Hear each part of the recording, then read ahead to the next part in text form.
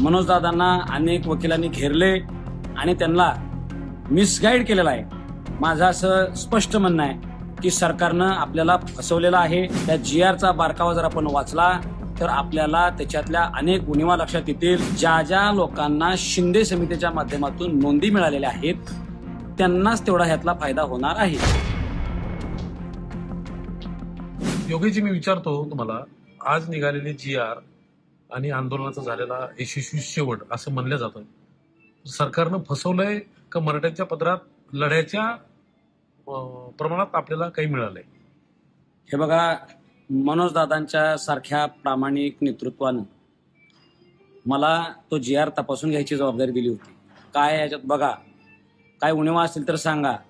आणि तिथंच आम्ही तपासलो। त्याच्या शब्दांमध्ये बऱ्याचपैकी पद्धतीने फेरफार केला गेलेला आहे, त्याच्यामध्ये कन्फ्युजन ठेवलं गेलेलं आहे, जेणेकरून येणाऱ्या हजारो मराठ्यांना, येणाऱ्या अनेक पिढ्यांना त्याचा त्रास होणार आहे। मनोजदादांना अनेक वकिलांनी घेरले आणि त्यांना मिसगाईड केलेला आहे। माझं असं स्पष्ट म्हणणं आहे की सरकारनं आपल्याला फसवलेलं आहे। मनोजदादांनी अजूनही संयम बाळगावा। आम्ही त्यांच्या नेतृत्वात लढायला आजही तयार आहोत, ते आमच्यासाठी दैवत आहे। पण त्या GRचा बारकावा जर आपण वाचला तर आपल्याला त्याच्यातल्या अनेक उणिवा लक्षात येतील। हा GR कोणाला लाभाला मिळू शकतो?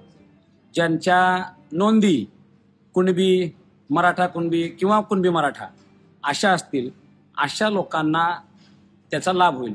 बरं, मग ह्यात वेगळं काय आहे? शिंदे समितीनं तर ते आधीच शोधलेलं आहे। बरं, अजून सोप्या भाषेत सांगतो, ज्या ज्या लोकांना शिंदे समितीच्या माध्यमातून नोंदी मिळालेल्या आहेत त्यांनाच तेवढा ह्यातला फायदा होणार आहे। दुसरी गोष्ट सांगतो, ज्या गावांमध्ये मराठा समाजाला नोंदच सापडलेली नाही अशाला अजिबात काही लाभ होणार नाही। आम्ही असाच ग्रह करत होतो, समजत होतो की हैदराबाद गॅझेटियर लागू करणं म्हणजेच तिथले सगळे मराठे कुणबी आहेत किंवा मराठा कुणबी आहेत किंवा कुणबी मराठा आहेत, असं त्याच्यामध्ये कुठेही स्पष्टता नाही। आणि हैदराबाद गॅझेटियरच्या बाबतीत अनेक कायदेतज्ञांनी माझ्याशी चर्चा केलेली आहे। ह्या GRला सुद्धा चॅलेंज करता येईल। ह्याच्यातनं मराठ्यांच्या हातात पदरात काही मिळालेलं नाही। माझ्या दादांना ही विनंती आहे, दादांना मी हे सत्य सांगत असताना त्यांच्या जवळच्या लोकांनी मला थोडंसं दूर केलं, नंतर दादाने सुद्धा मला थोडंसं दूर केलं। पण त्यांनी जर माझ्यावर जबाबदारी दिलेली असेल तर एक छत्रपतींचा मावळा म्हणून, एक खानदानी मराठा म्हणून सत्य सांगायचं धाडस मी दादांना तिथं केलं। भलेही माझी गोष्ट आता त्यांना मान्य झाली नाही, पण त्यांना योग लक्षातही आलेलं आहे की योगेश केदार काहीतरी म्हणतोय म्हणजे त्यात खरं आहे। आणि आता मनोजदादांची प्रकृती आमच्यासाठी फार महत्वाची होती, म्हणून समाजाला सुद्धा समजून घ्यावं लागणार आहे। परत एकदा आपल्याला लढायची तयारी ठेवावी लागणार आहे। मनोजदादांसारखा हिरा आपल्याला गमावून चालायचा नाही, त्या नेतृत्वासारखा प्रामाणिक नेता नाही, हे माझं मत आहे।